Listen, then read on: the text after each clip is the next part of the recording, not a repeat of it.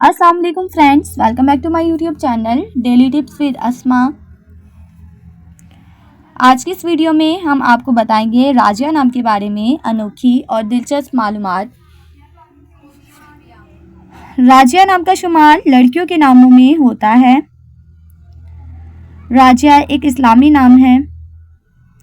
राजिया नाम की इब्तदाई तारीख उर्दू ज़ुबान से निकलती है।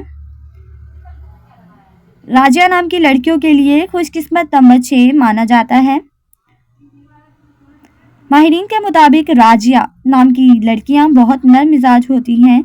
राजिया नाम का मतलब है उम्मीद, आस या आरजू। राजिया नाम की लड़कियों के लिए खुशकिस्मत दिनों में एतवार और मंगल का दिन शामिल है। राजिया नाम के अफराद के लिए मुवाफिक रंगों में सुर्ख, हल्का सब्ज और जंगनुमा रंग शामिल है। राजिया नाम के अफराद के लिए मुवाफिक पत्थरों में पुखराज पत्थर शामिल है। खुशकिस्मती वाली धातों में हिंसों के हिसाब से तांबा शामिल है।